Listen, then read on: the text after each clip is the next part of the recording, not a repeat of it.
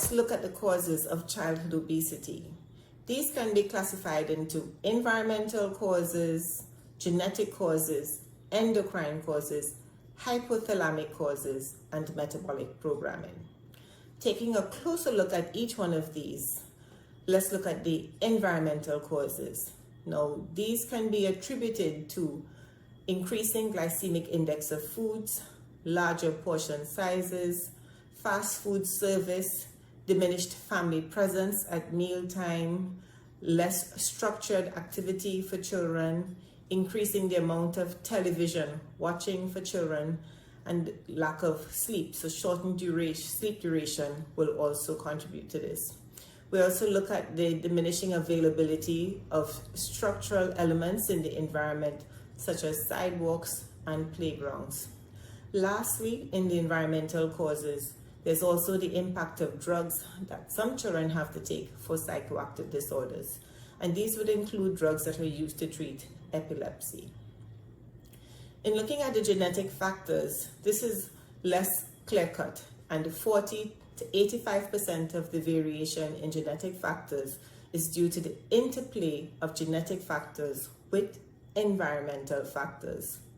Having said so, there are a few syndromic causes of childhood obesity. Unfortunately, these are also rare. In the endocrine causes, a variety of endocrine disorders can contribute to childhood obesity, and these represent less than 1% of all causes of childhood obesity.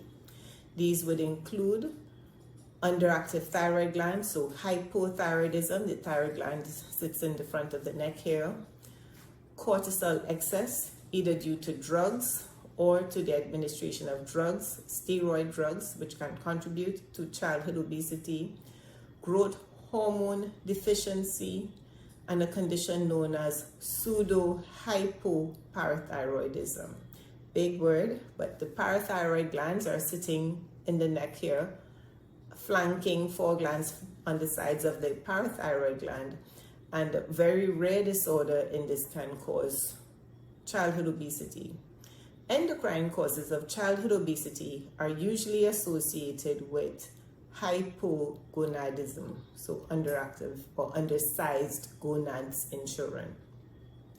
The hypothalamus is a central processing endocrine organ in the brain, and disorders of the hypothalamus are often seen in children who've had surgery for craniopharyngioma.